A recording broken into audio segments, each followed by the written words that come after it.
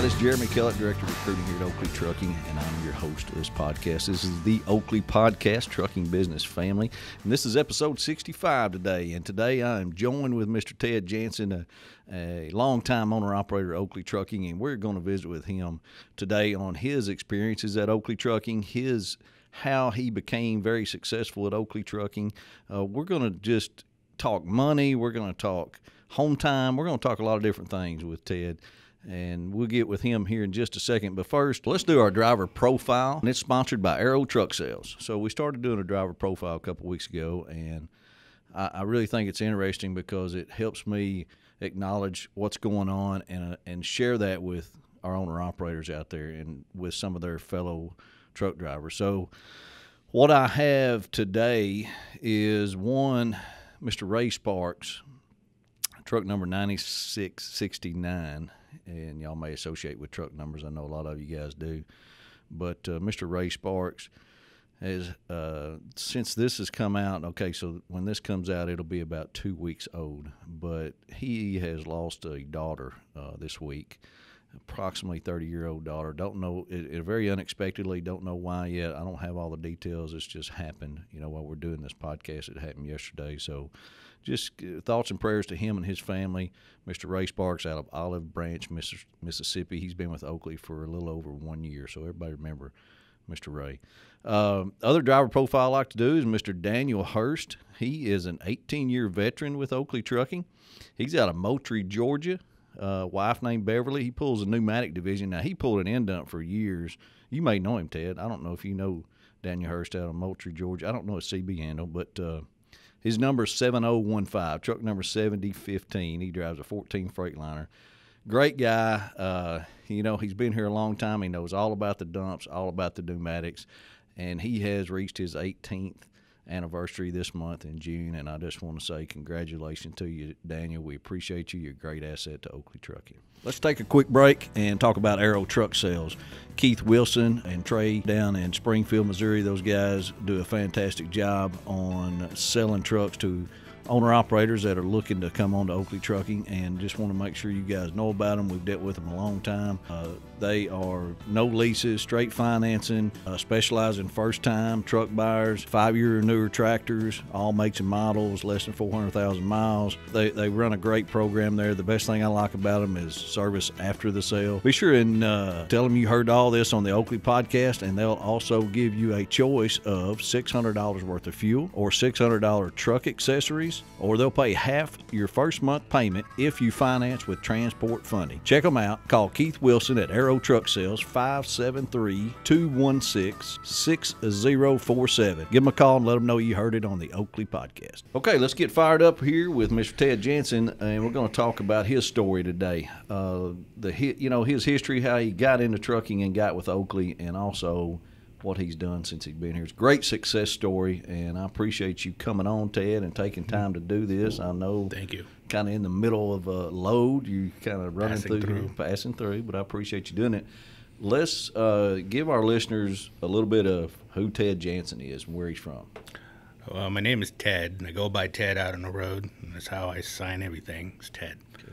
I've been here for 15 or 16 years now, and my wife did not want me to come here because she wanted a more secured company. We're down the street at the bigger company, the drive-in. Oh, were you? Yeah, but that didn't last long because they asked me as an owner-operator if I wanted to work as an employee just to move things around at $10 an hour, and that didn't cut it, so I had to move on. But I ended up here because I saw your nice, shiny trailers. Oh, yeah. And, most truck drivers, they want to look good out here on the road. They want to drive something nice and not going to break down and get pulled over or anything like that. And I just gave it a shot and never left. So you got a wife? I have a beautiful wife named Emily, and I have an awesome daughter. She's 17. She's starting her junior year in college. We homeschooled. That was my wife, and she used to drive with me when we first started about 20-something years ago for 4 years. She was great. She would drive down the road with flat tires, and then just kept on going, and people would be honking their horns at her, and I have to wake up out of the bunk and tell her, hey, let's find out what's going on. And then you wouldn't have no threads, nothing on the rim. It would be all gone. Oh, no. We went up a hill. She would drive up the hill in the wrong gear. She would blow our radiator. That was great. She was awesome. I love her. She's perfect for me. How long y'all been married? Be 22 years. She's Where y'all live at, Ted? we live in Missouri, by Branson, Missouri, Nice. and we lived there most of our marriage life. Okay. She's from Michigan, and I'm from Hawaii. Lived in California. Lived in Utah. Was in the Navy for a couple years in the submarine force. That's pretty much how I am grained. That's why I enjoy this, because I'm grained to be in an enclosed environment and taking orders and just driving on. So that's how I run my business practically. What do you do on your time off, you and your wife? Well, before I used to go home for a couple days, 4 or 5 days, and go back on the road. But then I was realizing that they never get to go out. So the last 5 years or so, they would pick a place, and I would meet them there, and we would spend our week or whatever, a couple days or whatever they want to spend. And they would go places. Been to Hawaii. I left my truck here. They flew out of Springfield, and we met up in Hawaii. And or we went to Disney World. We met up there. I dropped the truck off someplace. I flew there. They flew there. And that's how we meet up. So it gives them the ability to get away, to go on vacation without really losing any revenue. So when the truck stops, wherever it stops on the date, that's where it stays. It don't go home. It just stays there. Now, as far as my home time, I have a little bit different way of looking at it, is to pay it off.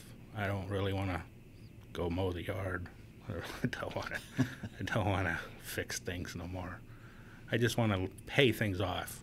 And we just paid our house off 2 weeks ago. Oh, fantastic. Thanks to this company. So all you reefer and dry vans out there that are stuck in those reefer and dry vans, get away. Come here. But this is where you pay things off. This is my 6th truck. Since you've been here? Since I've been here. I'm looking for the perfect truck. Now, what kind of truck is it you drive right now? Right now I drive a 2019 LT International. This is a 6.97 miles to the gallon truck, 13-speed Cummins. It's the performance version. I drive it for fuel economy and to maximize my revenue. I don't drive it to drive fast. I don't drive it. It has enough horsepower where I can beat anybody, but I don't use it. Use it for fuel mileage. I use it for both. It's fuel a mileage. tool. Yeah, exactly. It's a tool. It has nothing. It has nothing to do with pride. It has nothing to do with how great it looks, even though it does look good. It has nothing to do with that. It's just fuel mileage and how much revenue it brings in. To give all you guys a better idea, out of the 16 years I've been here, only 3 years I've ever been below 200,000 in gross. That's only 3 years. All the rest has been over. So it's just Nice. a matter of your determination and your understanding your business. Making money. I mean, Yeah. that's the name of the game. Yeah, correct. You're not out here just to show off. But you're pretty young. How old are you, Ted? No, I'm not young. I'm 53. 53. Yeah. You're young looking 53. I'm Hawaiian. The Hawaiians always look young, sort of.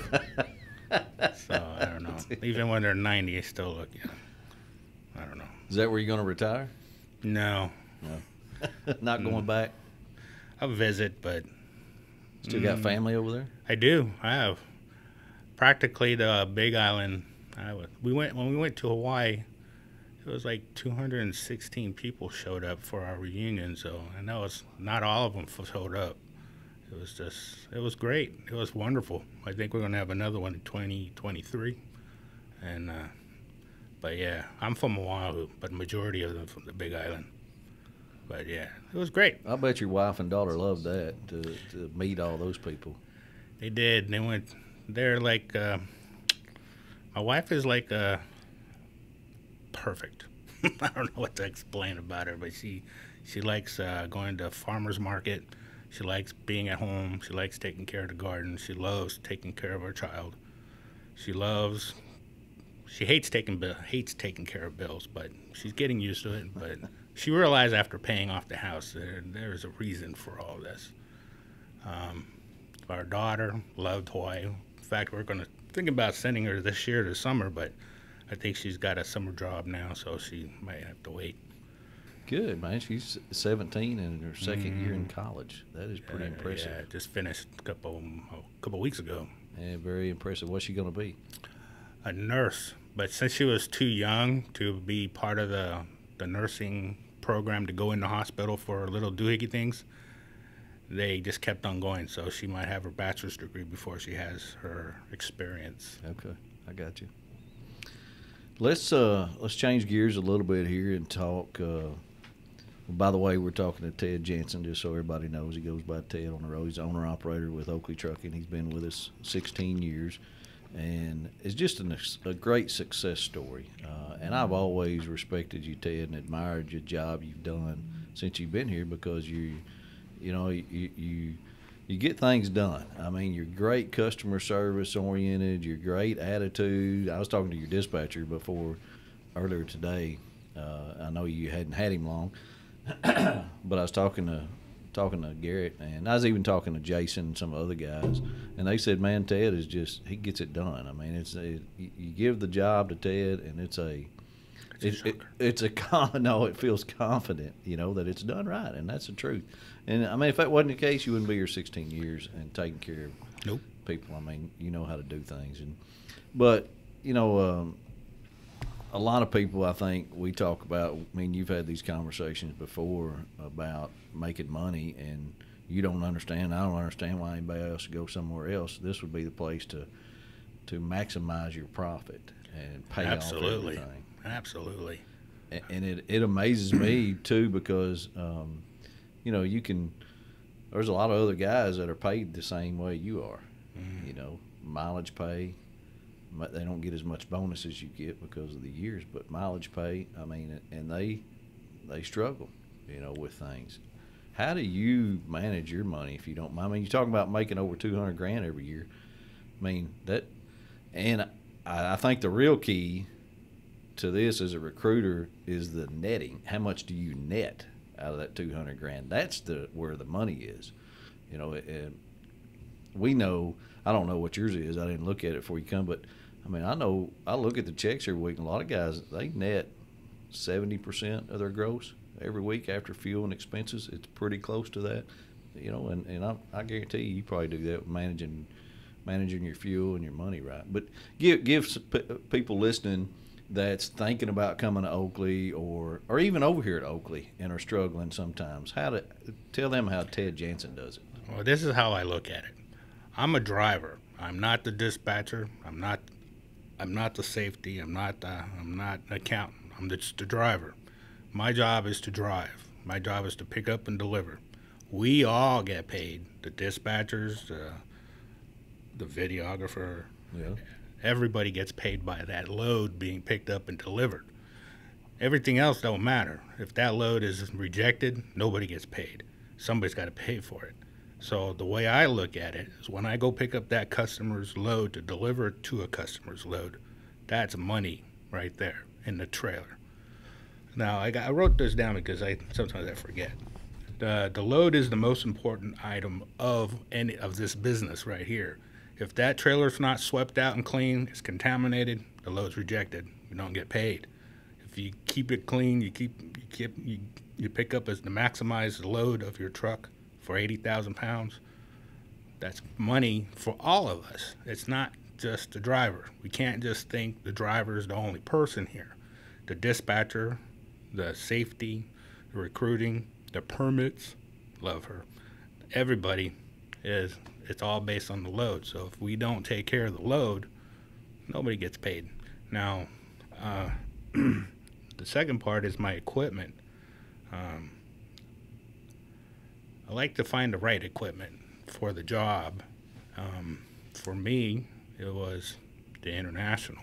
I had a Peterbilt, but the fuel mileage wasn't that great. Sorry, it looked good. I had the 379 Pete. It was a nice, beautiful truck, but 5.5 miles per gallon it's just a waste of money. That's why I saw it. Look good. You can resell it, but I want the money now. I don't want to wait while you sell it. The personality.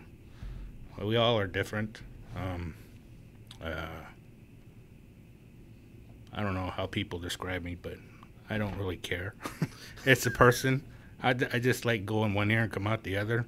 That's even with my family. He just goes in one ear and come out the other ear, unless it's something that kind of triggers something.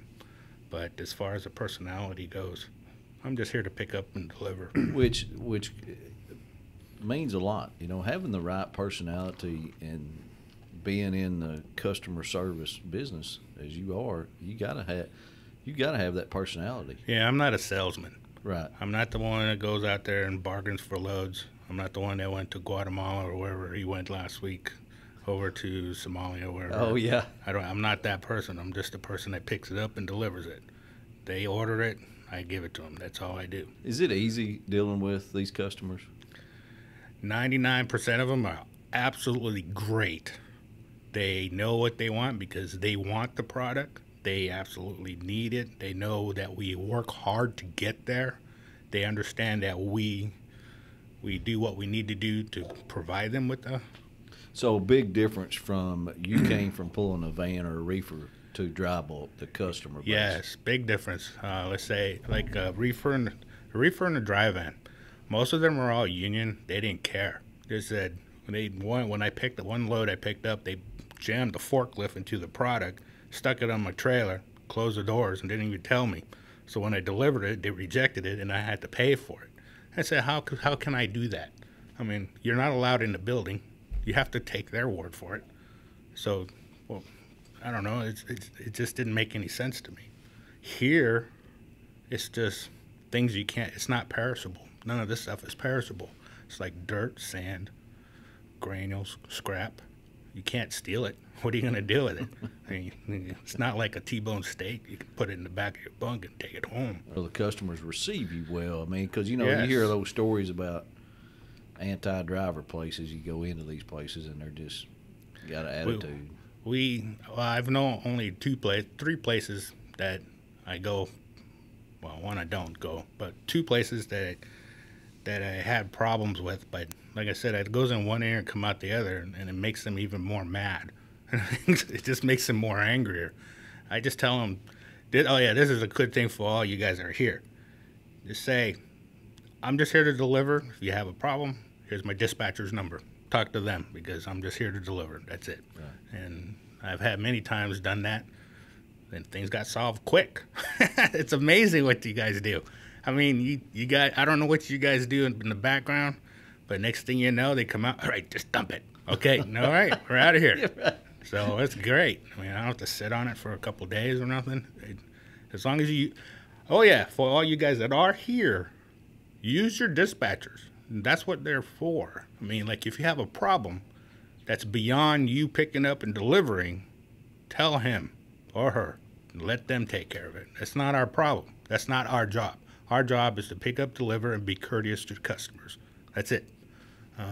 We try to, our attitude, our way of doing it, I think is our selling point, not us trying to interact with them because we don't know what the rates are. Right, and you know, as sitting in here, that's a great point I think you make there is we promise them a, you know, pick up and delivery. This is going to be done and going to be done right. And, yeah, you know, we don't promise any more than that, but it's going to be done right. And that's where you guys come in like you. I mean, you got to do your job, make sure the product's not contaminated. Yes. And I've never had a claim. Awesome. I've been here years. 16. Yeah, 16 long years. It was great, though. It's great. I mean, otherwise I would have been gone a long time ago, but never had a problem. Never had a claim. Well, I mean, your record speaks for itself. I was actually out there talking to the safety department before you got here, and I said, hey, I got Ted coming in today. We're going to do a little podcast, and I said, I need a little info on Ted. What can you find out? Oh, yeah. Oh, that's another thing that's awesome about this company. If you have a question about safety, call them up and ask them. I can tell you this. They all know, well, most of them know my name. because I would call them almost every single day asking a question for like 2 years. Just question after question. Because out there on the road, it's the DOT. You got the company policies and you got the DOT. The DOT is the one that's going to give you the ticket. The company is the one that's going to slap you on the hand. The DOT is the one that's going to give you the ticket for the CSA points. The company is the one that's going to try to help you try not to break them rules. So ask them questions. They love, especially Allison. Allison loves you asking questions.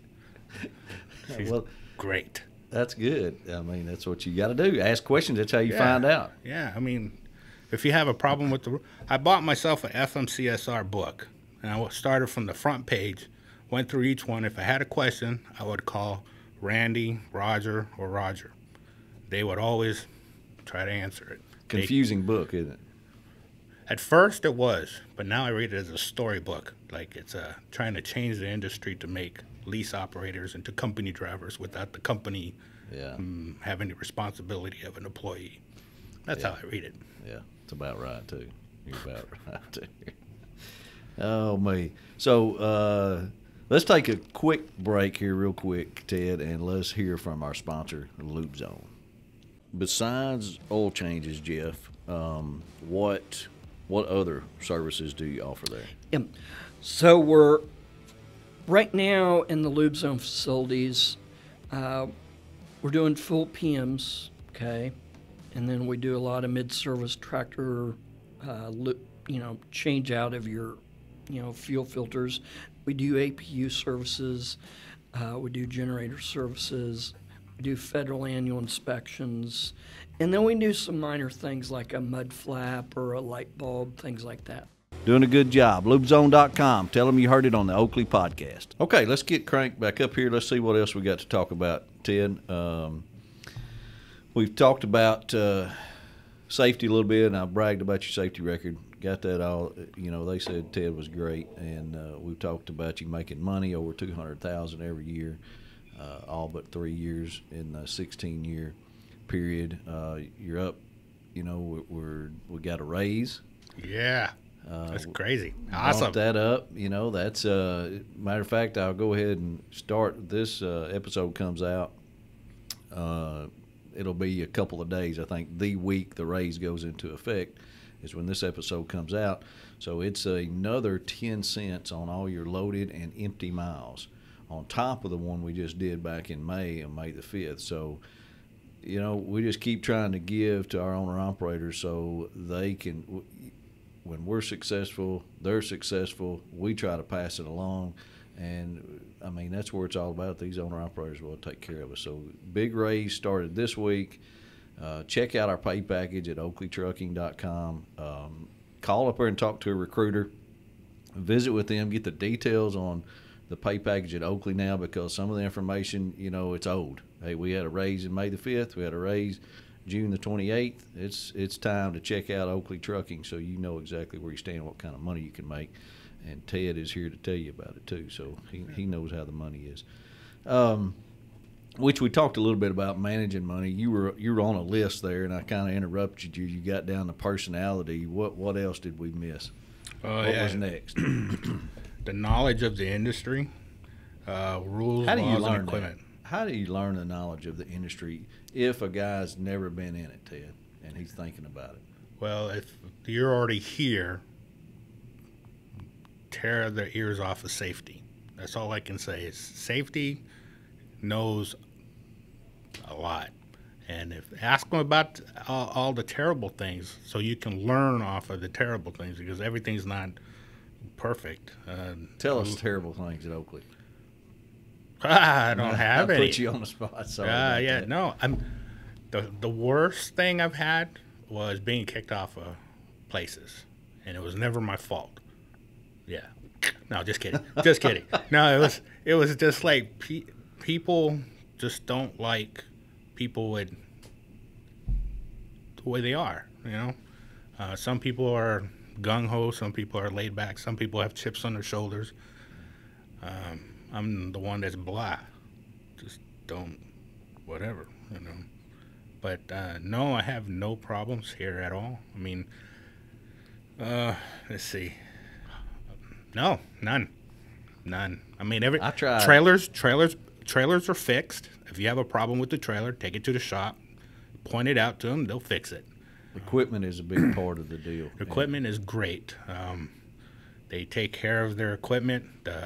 I think you guys should give all the people that's been here thousands of years trailers with lots of lights, but hey, that's just something. Okay. But anyway, I don't know. Everything's great. If you're going to drive a good trailer, get yourself a good truck. Don't drive a junk truck. Get a truck that is nice and reputable and something that will look good, because you're getting paid well. There's no reason not to get a nice truck. I mean, you're getting paid very good. Well, and that's the part of people thinking about coming over here and scared to buy that brand new truck, which I understand. Did you buy a brand new one, your first one over here?